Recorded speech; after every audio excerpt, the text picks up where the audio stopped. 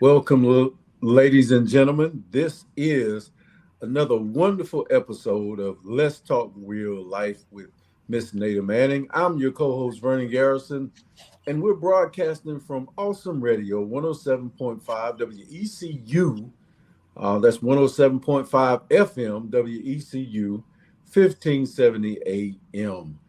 We'd like to also invite you to check us out on social media, GPAT23 Facebook, that's a local access channel, and also Awesome Radio Facebook. You can watch us live there. You can also like, share, and subscribe. Leave us a comment. We check through there and we'll respond. Often our show is pre-recorded, but that doesn't mean you can't comment. Doesn't mean you can't share it. Got permanent history in the information that we share on this show. All right, ladies and gentlemen, we do appreciate it, but we won't hold you any longer. I am going to pass the mic over to our host, Miss Nada Manning. How are you? Hello.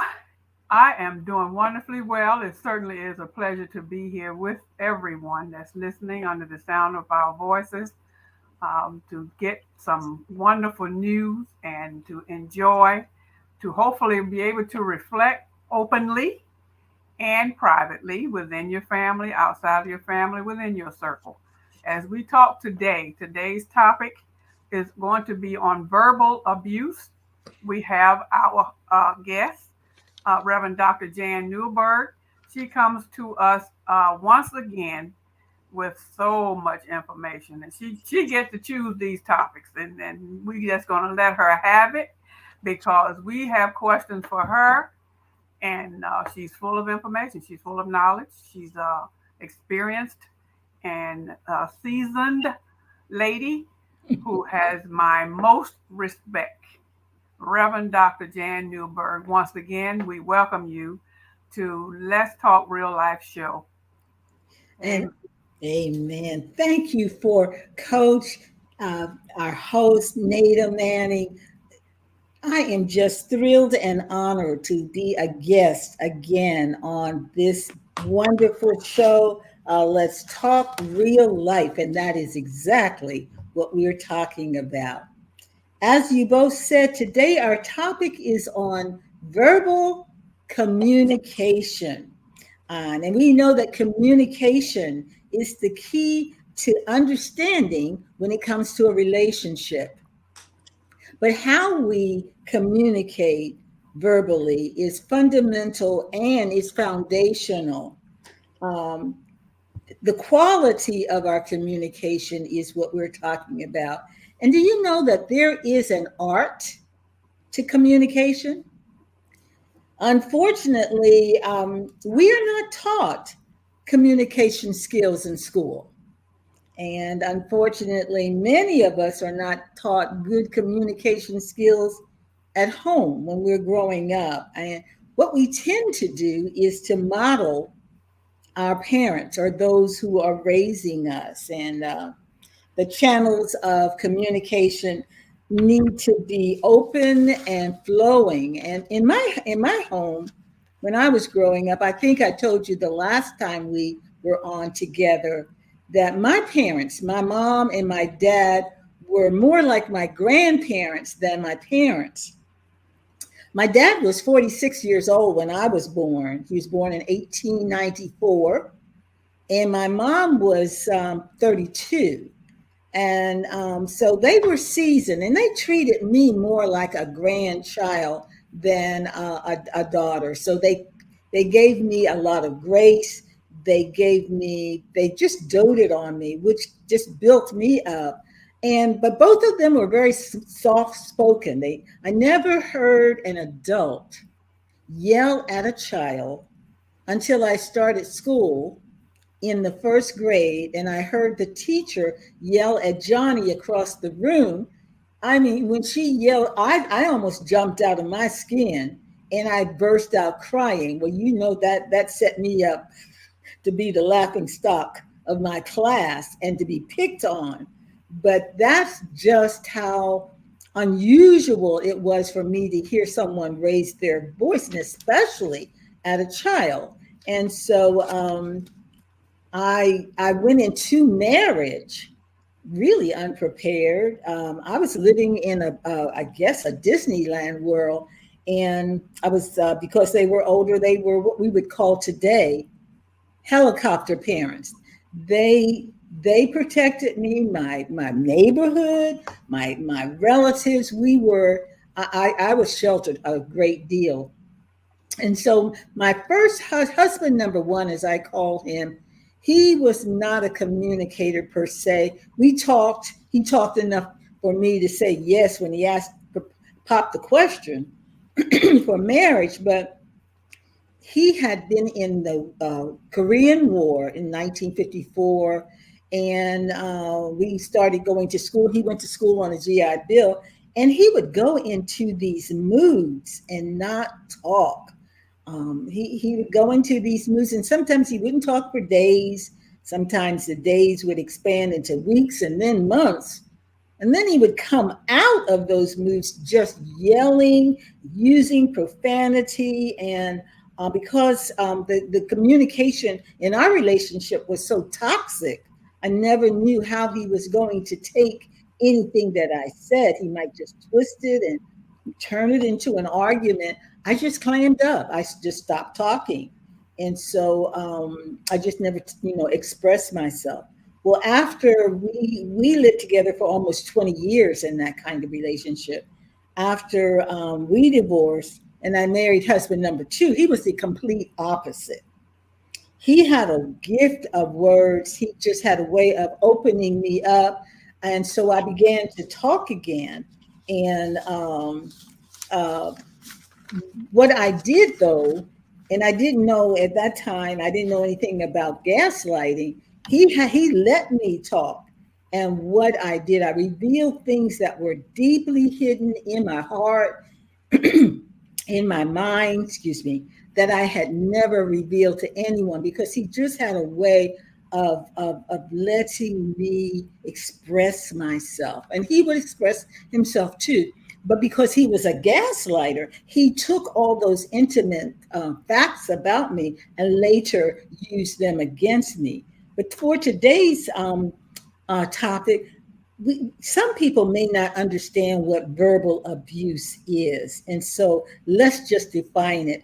A verbal abuser is someone who uses his tongue as a weapon to hack away or to hurt another person. The verbal abuser is skilled in the ability to take that tongue, and instead of building you up, they use their tongue to break you down, to put you down, using words. Sometimes it's sarcastic, sometimes it's caustic, sometimes it's just downright mean. But then when you get upset, excuse me, they will say, I was just kidding. Why are you so on edge? And why can't you take a joke? But it's not a joke. That's what I didn't understand. And that's what I want our listeners to know. A verbal abuser knows exactly what they're doing. And they're looking for a way to control you or to put you down, to lift themselves up. It's a systematic way of harming the other person using words. And I'm sure you all heard this saying, sticks and stones may break my bones, but words will never hurt me. That is the biggest falsehood that is around. Sticks and stones may hurt your bone, may break your bones, but your bones, you go to the doctor, will be able to heal and go back together. But it's something about words.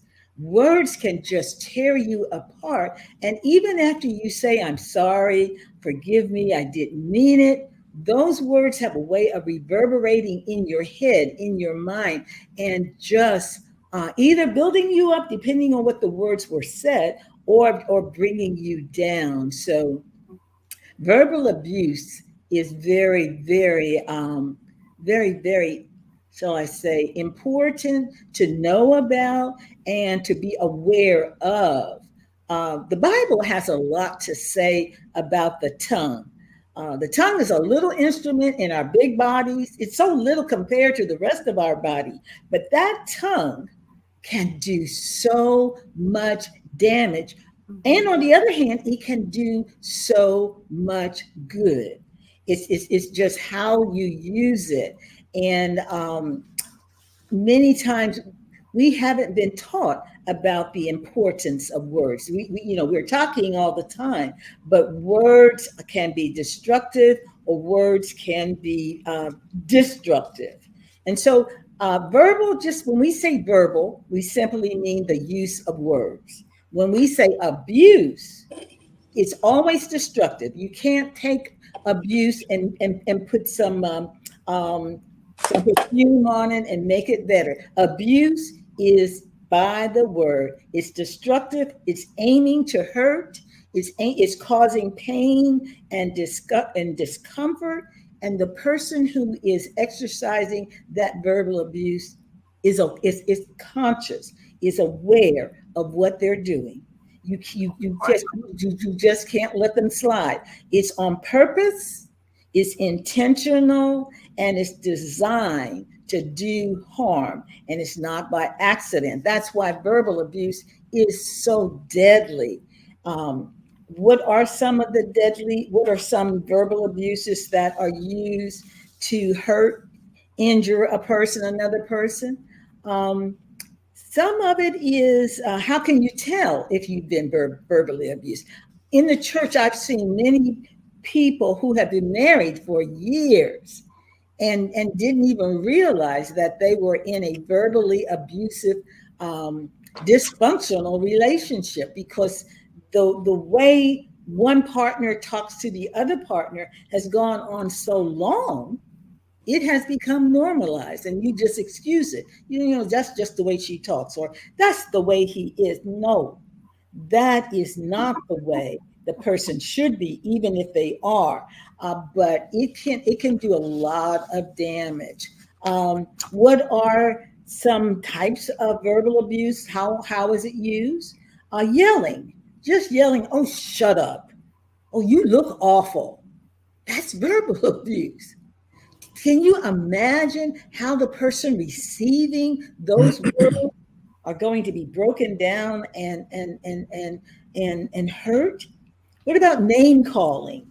You stupid idiot, you crazy fool. And we hear it all the time on television. And what do people do? They laugh. They just shrug it off. But the victim, the person that those words are aimed at, you don't know the damage that is done. And it can go into the recesses of our minds and sit there, and it can affect us physically, emotionally, for years and years to come. Insults. You are worthless. You're just disgusting. I've heard people, I taught school for 49 years and 8 months. I missed 50 years by 4 months. And I'm so sorry about that, because I could have been in the Capitol in North Carolina. There are several teachers that taught for 50 years. But when I was pregnant and I had to turn in, back in those days, you had to even resign from teaching. I think that's where I lost those 4 months. But I've heard parents talk to little children. The things that they say, I just shudder. And I don't even think the parent is even aware of the damage that they're doing to a little soul. Words can be used to draw a negative picture of the past. For example, I wish you had never been born. Can you imagine someone say, or what about this one? I should have had an abortion instead of you. Oh my God, and we wonder why people are down and why they're doing crazy things. It could be because of words that are reverberating in their mind. What about this for the present? Words can be used to paint the present in a very negative way. For example, you can't do anything right. Everything you do is just a mess. And what is this doing to this person's self-esteem, self-worth? I've seen women do this to husbands. I've seen husbands do this to women. I've seen it done to children. And I've seen children do it to each other, especially on the playground. We don't get to go on the playground that much anymore in our schools, but you get lost. You know, I can't stand the sight of you. Just words like that. And then later, they're feeling better and they want to make up, and they don't understand the damage, the walls that have been built up to protect yourself. And it breaks a close relationship. What about this one? Words that can draw a negative picture of the future. You will never amount to anything, or you're just like your father, or you're just like your mother, or just words. We, to us, it's just, but it's not. What about this one? You're hopeless. You just don't do anything right. So in just thinking about that, and a person may say, I don't know if I've been verbally abused. But we need to listen to our words. Our words are either going to do one or two things. Our words are going to heal, or they're going to kill. And I think the Bible says words, you see, I can't think of it right now. The enemy has just snatched it. But the water should not be both bitter and sweet. What are you? Are you healing with your words, or are you killing people softly with your words? Here are some examples of Doc, before we about 15 minutes in, so you gotta let us jump in. Please jump in, because I'm just, as a teacher, I just go on. I know it'll be 50 minutes in a matter of minutes. Oh wow. Yeah. I wanted to go back to when you were talking about the indoctrination process, where we are children and we're educated and we're not taught to communicate. That's a whole subject in itself. As a nationally certified mediator, and I don't say that lightly, I've spent a lot of time in the court system mediating and disputes. Most people don't know how to express themselves and describe their emotions, and that is it's a handicap of this capitalistic society, because it's mostly about money. It's mostly sort of autocracy, not necessarily a dictatorship.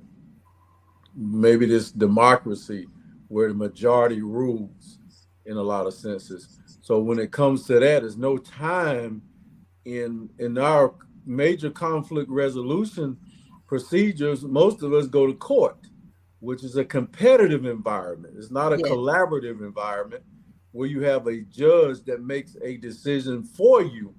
And you don't stand up there in front of the judge and say, oh, they hurt my feelings. He was letting his dog come poop in the yard, and his children don't respect my children. No, they basically going on a crime you committed, that you guys were fighting. You hit him, he hit you. Who did what? So we are not taught to communicate. Second of all, there's a social construct that dictates, especially when it comes to men, a social construct. Let's say people will blow that up from the Bible. The man is the head of his wife, or her body is his. They don't always say his body is hers. Mm-hmm. But when it comes to the way society is, the social construct is, men aren't taught to live by their emotions. We aren't taught to say, my feelings are hurt, or it's no place for that for men, but just young boys get that from their mom. So there are some seeds to this disaster that we have created in the way that we live here in America. And the other thing I want to say is probably elaborate more and a little bit later. I know Ms. Nader wants to jump in. Some people say the whole English language is full of word curses. It's full of commands. It's full of non-sensitive type communication. Do this, do that. If you don't do, full of conditions. And so the human spirit is only taken care of when you read something like the Bible, you read a love book, a novel, but documentation, business documentation, formal communications. And, when I say word curses, those are things that we say that spiritually attack people, and we're actually summoning negative things or demons to do things to other people. The way that we speak them melodiously, that control, that manipulation is coming from your spirit, and it's a bad spirit at times.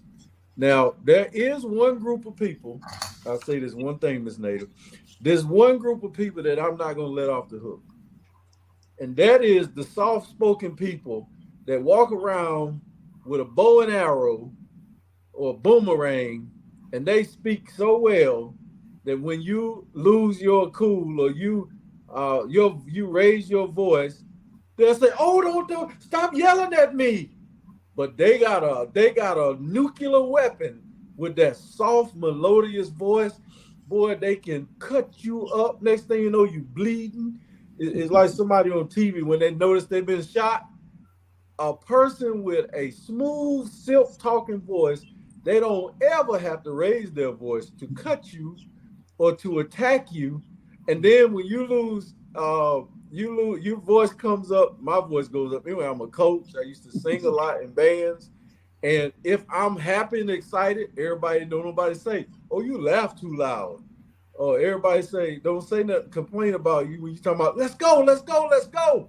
But when you say, "No, that's not right, that's not," why are you yelling for? So I get it both ways, but for that person that's watching, that's saying, "Oh, they're gonna just slay the people that lose their tone of voice. They're gonna just slay them." Now, I ain't talking about name calling. I'm not talking about what you do when your voice goes up, because I don't do name calling. All right. And if anybody can say that I call them stupid, dumb, that if you see that right now on the internet, call me out, because I've never done that like that. So anyway, back to my point. The ones who walk around with a bow and arrow, a hidden weapon, and talk so melodiously and want so much empathy during an argument, they are trying to win the competition just like you are. So when they get a chance to say you talking too loud, and which you probably are, okay? Not necessarily you, but when they get a chance to say that, they will do that as a retaliation. But boy, they done cut up, and I think it's just as bad to gaslight somebody as it is when some people don't want you to raise your voice because you call them in their stuff. They ain't got nothing else to say. Say what? Who you talking to? What you yelling at me for? That's all they want to talk about is what you just did. They ain't want to listen to what you said. So you don't have, whether you talk it, you explain it to them or not. That's one group of people that I'm not going to let off the hook. Right there is those who are just as bad themselves. How you going to talk about me losing my voice and you done robbed a bank with no gun? Yes. Ms. Nader? Thank you. Folks, we are halfway through the show, and I must say, we are doing extremely well, extraordinarily well, as we are on the show of Let's Talk Real Life. I am your host, Nader Manning, and the co-host is Vernon Garrison, and our guest, Reverend Jan Newberg. She is just a sweetheart, and so is Coach. He's just coming forth with some real stuff, and Yes, so is she. So is she. But I had a couple of questions, a couple of comments. early on, well, I think the first thing I want to know is, as I read verbal abuse, Mhm. um, different examples of verbal abuse, listening to you two talking about verbal abuse, isn't it a thin line between verbal abuse and gaslighting? No, let me. She say yes and you say no. Well, So I'll say this: when you say verbal abuse, that's somebody with malice and forethought, or somebody that's careless. And you do it over a period of time. Verbal abuse, to me, don't have to have a strategic plan like those gaslighters. Verbal abuse can be just lawlessly disrespectful. I don't Mhm. respect you, you don't respect me, and then we, like my parents used to do, and we let them attack each other. We never took anything personal in what they said. There wasn't a day that they didn't cuss each other out. Um, and sometimes in my neighborhood, when you got cussed out, that didn't mean that those two people didn't love each other. That's Now they true. was in That's a true. psychological crazy world, Mhm. but so now I don't say somebody. I think somebody that's verbally abusive can be careless, and they've always talked to somebody that way. But gaslighting, that's a whole nother heist. I agree with you, Coach. Gaslighting is a psychological mind game. You are purposely playing with someone's mind to get them to lose their reality. Verbal abuse, they're not that deep. They're just careless with how they speak. They don't take the other person into consideration. And for many of them, if you're born into excuse me, a home where they just speak like that, you get accustomed to it, and you kind of, you get a little callous. You build some some evasive ways of handling it. But no, gaslighting is something entirely different. okay, That's on another level. But it's still using words. That's the commonality. You're okay. using your tongue. When for example, verbal abuse, when you are talking down to someone, Uh-huh. you're putting them down. Yes. Like you said, you have no respect for them, but the putting them down. For example, if someone you're you're on a straight path and you feel like you're doing great. You feel like you're on the right path, you're just driving and you're just doing your thing. And along comes somebody pull up beside you, for example, in their car. Someone you may know or may not know. All of a sudden they want to say something, your windows are down, or they can do a motion, hand motion, put your window down. And then they'll say something like, smart alecky like. And it could be, let's say somebody that you really knew. Well, they'll say, well, what makes you think you know so much better just because you driving this and that and the other? Okay, that right there is somewhat of a put me down. When you're saying to someone that you think you better than everybody else, blah blah blah, is that not verbal abuse? Okay, that's one point. Now comparing that with gaslighting, and like I said, I'm a newbie with this gaslighting word.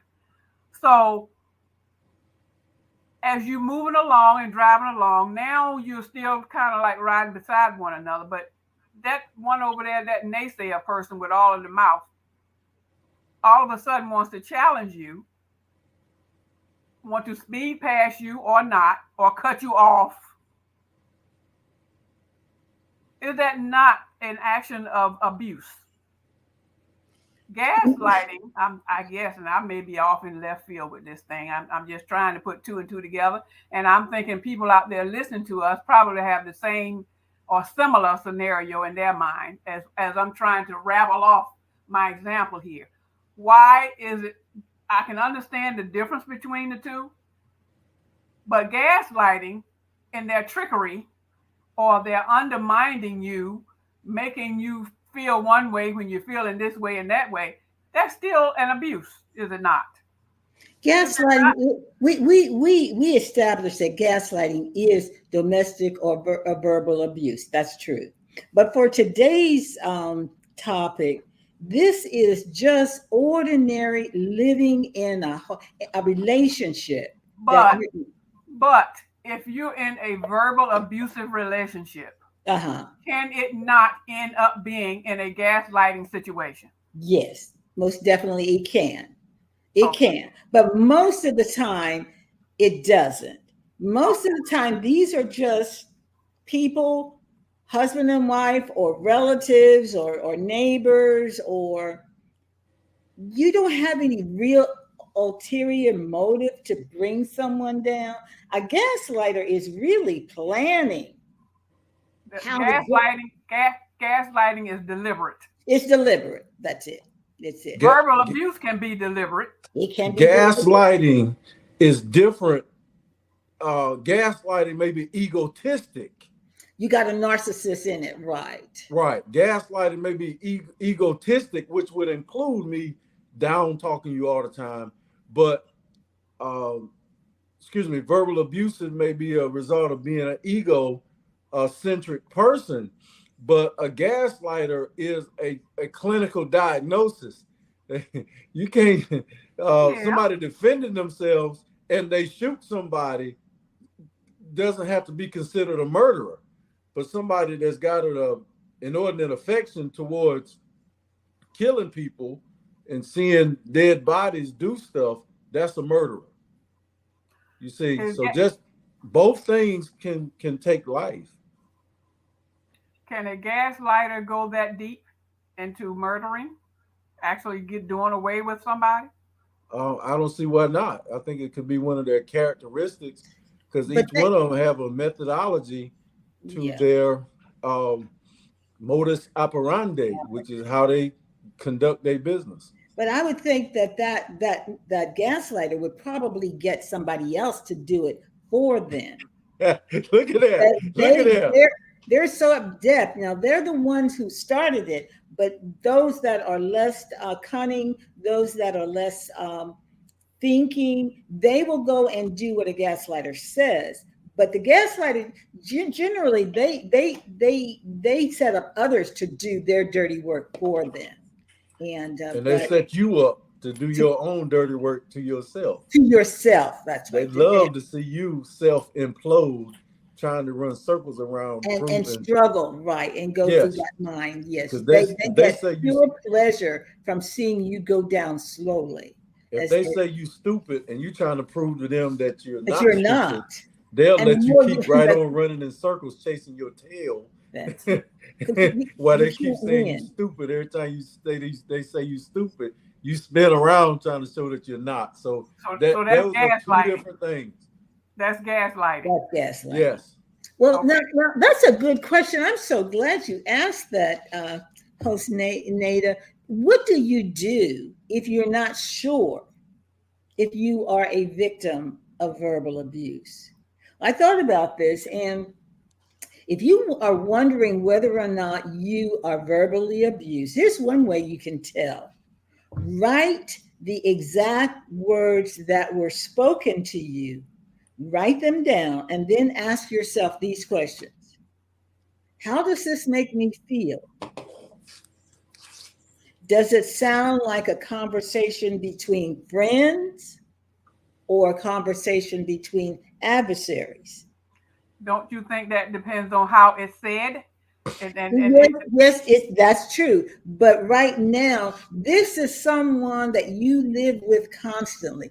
Verbal abusers are generally not taken to court by just casual people. Verbal abusers you find them in marriages, you find them in close relationships because it's done consistently, daily. Does this, in this one I just add, because if you're a Christian, would Jesus speak to me like this? And if I said these words, if I said these same words you said to me, but I said them to you, how would you react to the And same? I still say, I'm being a devil's advocate now. I still say it depends on how it's said. Well, that is true. I can say the same thing back to you and use a different tone, and it becomes offensive. That's true. That is true. And now, is that verbal abuse? Well, abuse is a misuse of power on a period of time. But we talking verbal abuse, what we say out of our mouth. Yes. Right. But to add the abuse word to it, this whole thing is about verbal abuse. Let's go ahead. And verbal abuse can be worse than physical violence. To me, in living in those 42 years, 20 years was just physical abuse, and the other 22 verbal abuse. The verbal abuse affected me far more devastatingly than the physical abuse. The physical abuse did cause bruises, but those bruises eventually faded and went on. But those words damaged me. Go on, Coach Vernon. I'm sorry, I cut you off. Well, that's what makes the whole show interesting. Yeah, but I see where she's going. That's just an element. Just take. I had a debate.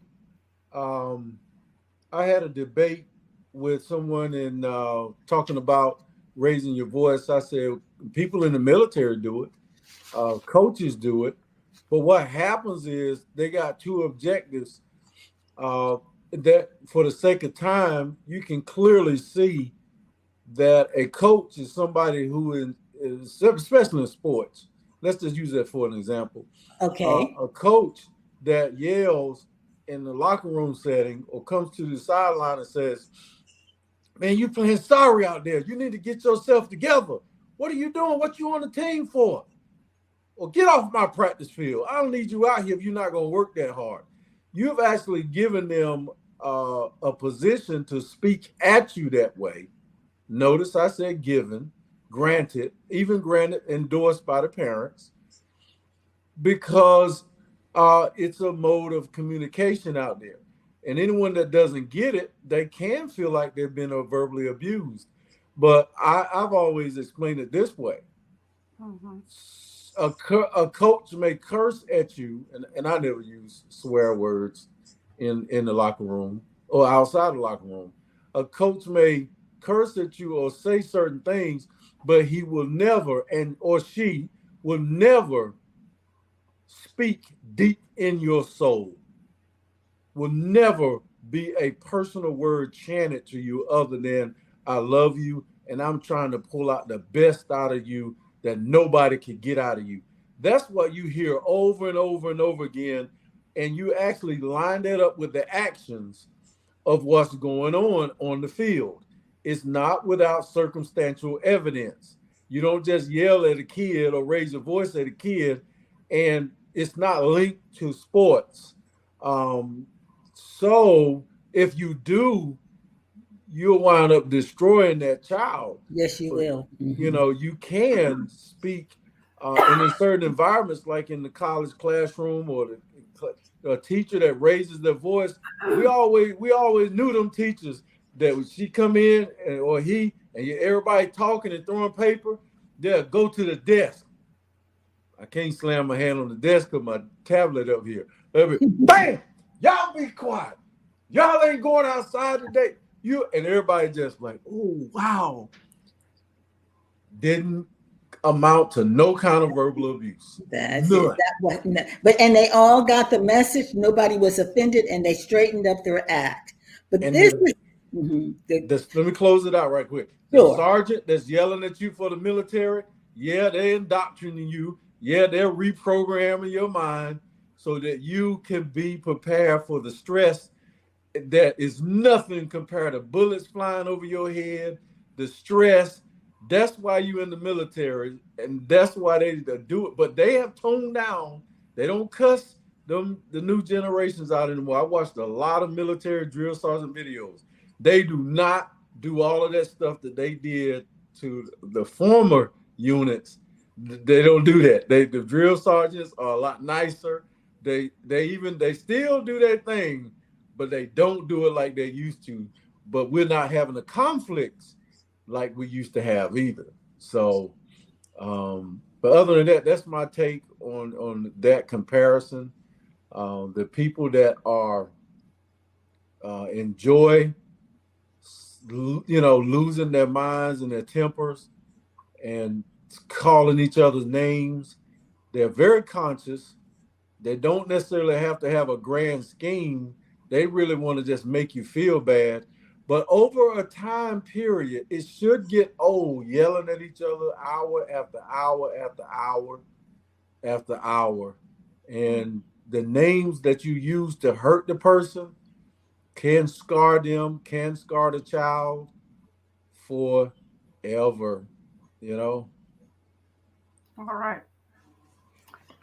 Well, from my point of view, I'm coming from domestic abuse. This is in a marriage relationship or a close relationship.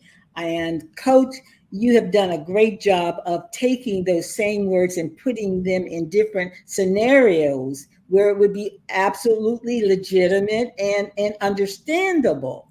But in a home situation, a communication should not be so dogmatic, so rough that you would hurt each other's feelings. And in a family, you are basing that family on love. And I know that I think somebody wrote a book called Tough Love. And we want our children to have that tough love, but there's a difference between tough love and brutality. And what is love?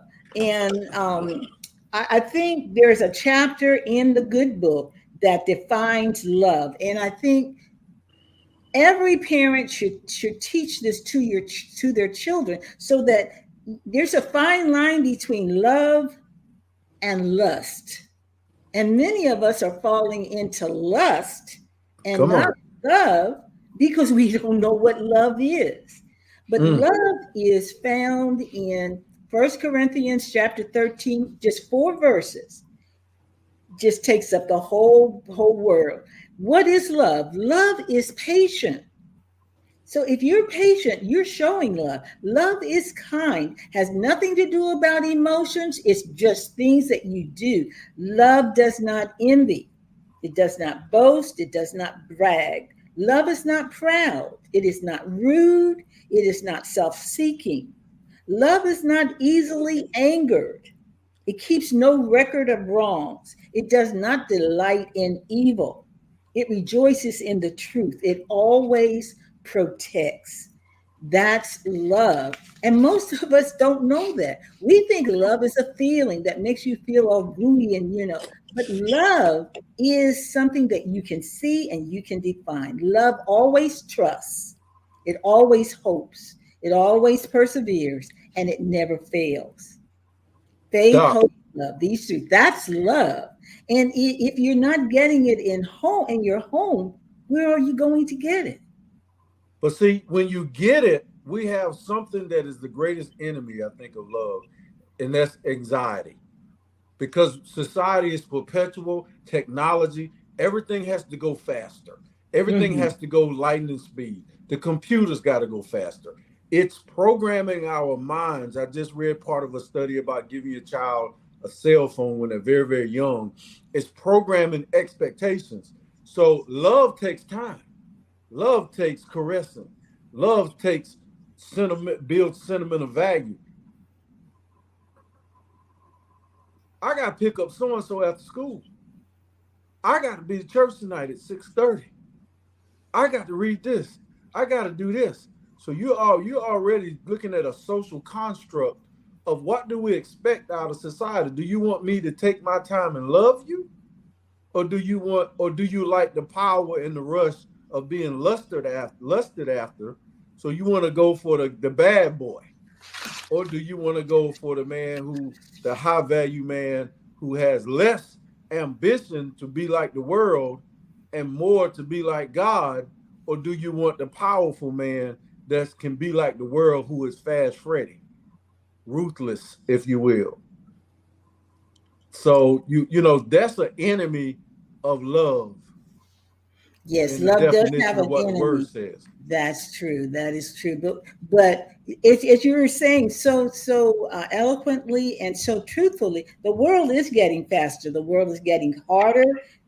And so our homes should be that haven that we can, when we come into it, we can relax and and take off all of the abuse that has been thrown on us. We have to have some place where we can build up, be filled up again to go out into that world tomorrow to fight another battle. And if you're fighting all the time at home too, no wonder all of us are so crazy. We don't have that place of fulfillment and refillment because you have to be refilled, your emotions, your everything.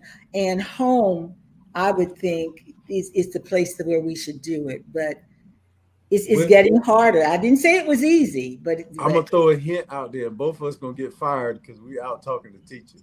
no. I'm gonna say this one hint, and I hopefully she'll call for another show on the same subject. We are living. Don't take this the wrong way, audience. We are living somebody else's life. That's why we don't recognize how to live our own.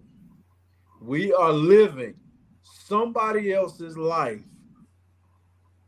Therefore, we can't control how we're supposed to live. So we're in calamity because we're living somebody else's vision the way that they want their lives to live. We're following behind that rather than what God is calling us to do. So it's not going to work. Not everybody. No. I mean, as a whole, of course. There are always exceptions. There's always exceptions to the rule. That's right. But if you're right and I'm wrong, she's right and he's wrong, it's whisper down the lane, the message got distorted and we're not on the same team. I got a red blue, the coach called for blue jerseys today. Well, I want to wear light blue. You can't wear light blue, dark. You got to wear what the coach say wear. So everybody got to wear the same jersey if we're playing home or away, dark or light, or the same color scheme. And it's the all right. I'm sorry. Go ahead. Well, I don't want to leave this on a very pessimistic note. I want to leave it on a high note because there are people that are being verbally abused, and they need to know that there is a solution to this problem. And getting a thicker skin might be part of the solution. Not taking everything personally might be part of the problem. But then just know who you are as a person and know who God has made you. If someone is crude enough and rude enough to call you ignorant, to call you stupid, know within yourself that you're not. And we've got to, and in that case, look at Psalm 139, where God tells us how fearfully and wonderfully we are made. We've got to know who we are so that we don't get so offended. And that was my problem. I didn't know who I was. And this is a person that I thought loved me, and they're talking to me like this. It was heartbreaking for me until I finally, matured and got some gumption and realized that person doesn't know what they're talking about. And so then it got to the point where, couldn't tell me anything because I knew who I was in Christ.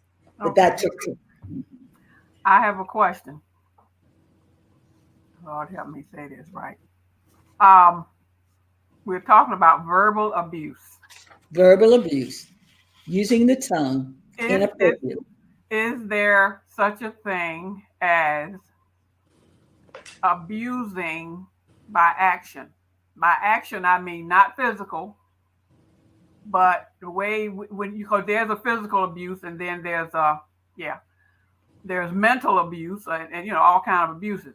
Is there a way that you can verbally,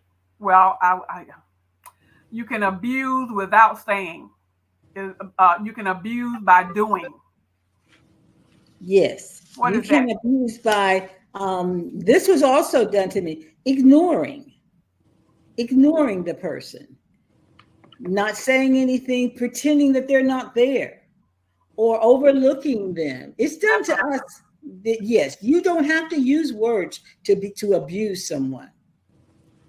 Just put my plate down on the table in front of me like you don't care, and I'm not going to eat it.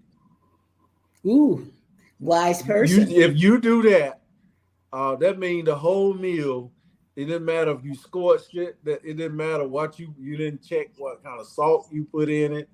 And I take that as sort of my defense, because I don't want to be eating under them circumstances. No way. Maybe we should have resolved the issue before it was time to cook. But if you put a plate in front of me and it's got some animosity, when it hit the table, like, nah, I'm not gonna eat that because we're not done. So actions speak louder than words. Mm-hmm. That's a kind of abuse. It can be if you do it long term. That's if you do it right. Yeah, you keep doing that, and every time somebody denies you social time, talking when you come home from work, they want to debrief. It's something y'all used to doing, and you keep denying them. You keep denying them sex, like it's all yours. Of course it ain't all yours. You're married. You know what I'm saying? If that's the case, so and the commitment to back it up. So and license on top of that to your body, marriage license. So you keep denying, or you keep just nonverbal actions, walking by a person and not speaking to them. When you say I love you on the telephone every time, and then you don't say I love you like 2 times in a row before you hang up, you might as well just be hanging up the phone in that person's ear. And we all know what it feels like to be hung up on, boy. That's like getting slam dunked on in basketball. It don't even matter who saw it. Okay.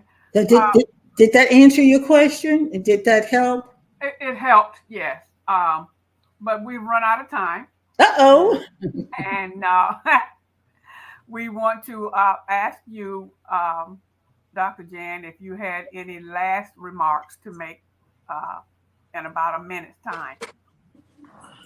Well, the things, let's see, understand the source of the problem with the person that is acting like this, that's verbally abusing you. Sometimes that person has been verbally abused, and this is the only way they know how to communicate. So they need some communication skills. As we said, it's an art. Determining how to change an adult is difficult, but there can be some consequences that can be brought to bear for those that are the victims, that I'm not going to take this anymore, and if you don't change, then that may give them a wake-up call that will help them to change. But nobody should be verbally abused. That's something that we must agree on. All right. Well, folks, we have come to the end of this hour, and we want to thank you all for listening. It's been some valuable information shared, some yays and nays and what ifs and why nots and so forth. But that's what life is all about. Let's talk real life as we come to an end. We want to thank you all for being with us. And we hope and pray that you will be back with us again next week as we continue with another interesting topic.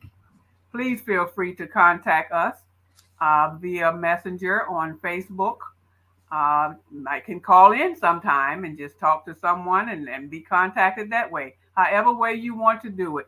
If you have any concerns, please let us know. And Father God, we come to the end of this lesson, giving you praise and honor as usual, thanking you for the time as you continue to bless us in the name of Jesus. Amen.